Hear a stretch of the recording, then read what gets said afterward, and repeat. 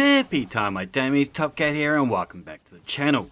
Today's Prismatic Arc Hunter takes a traditional roly-poly hunter that we all know and love and lifts it up off the ground with that same level of dominance that slays from the skies. With Ascension we long press our dodge whilst airborne to amplify and jolt targets. It's a great entry point into that fray, as in harder content your combination blow can struggle to warm up. This solves that. And the class ability is always a lot cheaper to use than a grenade. Our exotic is the new Gifted Conviction. This was purpose built to take it even further. When activating our Ascension, it throws out 3 Scorn Mines that explode and jolt targets. And jolting nearby targets is going to grant us a damage resistance. With Facet of Hope, whilst we have an elemental buff, our class abilities regenerate faster. This is crucial for our Arc Hunters as we tend to run low mobility and low strength, as these two feed off of one another. This way, even with 40 mobility, we can still use our Scorn Mines every 18 seconds or so. To extend these possibilities of Amplify, we use Facet of Hope. To extend our Amplify from Facet of Hope, we additionally use Facet of Purpose. This is going to get us amplified when we pick up Orbs of Power. Now I already liked Blink on my Arc Hunter, but I find it really did work particularly well with this super, as it allowed me to reposition between each attack. And additionally, I don't have to run all the way to start roly-polying. I can just blink over there, get myself in a fist fight.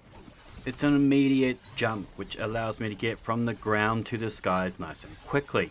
I then turn and use the grapple melee to return us to the earth quickly. It's an easy pick for me, delivering some of the better direct damage. It unravels to give us an area of effect damage, and it creates us tangles. When using the Threaded Blast perk in the artifact, when we destroy a tangle with a strand weapon, we create a larger, more damaging explosion. I'm sure many of you are vibing with the call out there. It's our new Strand Indebted Kindness. I'm also using the Shell Crush perk in the artifact on top of my mods to increase my grenade regen. And it's going to increase our grenade damage from 21,000 to 26,000. That's a 25% damage bonus.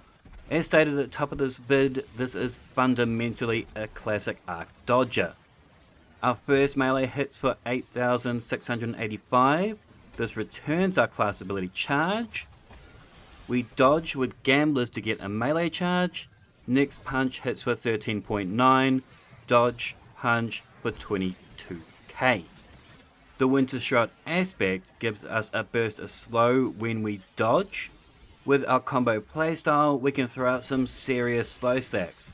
With 2 of these, we can freeze, and with Facet of Courage, our Arc, Solar and Void abilities deal increased damage to targets affected by darkness debuffs. So whenever we slow a target, our melees hit 10% harder, going to 24,000.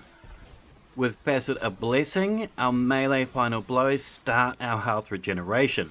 Additionally, whilst we're transcendent, this triggers health regeneration for our allies also. And this also works for our grapple melees. With Facet of Protection, this is going to make us tanky while surrounded, a must for when we're in those trenches. If we can't win that melee fight, you're about to die. With Defiance, we use our finisher to pump out a massive jolt of lightning, zapping all and turning the tides in that brawl. The Storm's Edge has 3 attacks that allow us to move around the battlefield lightning quick. It's a bit of a hybrid between that classic roamer and that of a burst damage super. And I think its main slayerage is going to be on mini bosses. Against bosses though, it does 383,000 damage, which is about fair. Our Prismatic Hunter doesn't have that knocking down buff to make our 3-shooter Goldie super strong. It's only pushing out 240,000. So I think this Storm's Edge is probably the best super in terms of damage going forwards. Plus, let's be honest, it's just shit tons of fun. I'm going to use it anyway.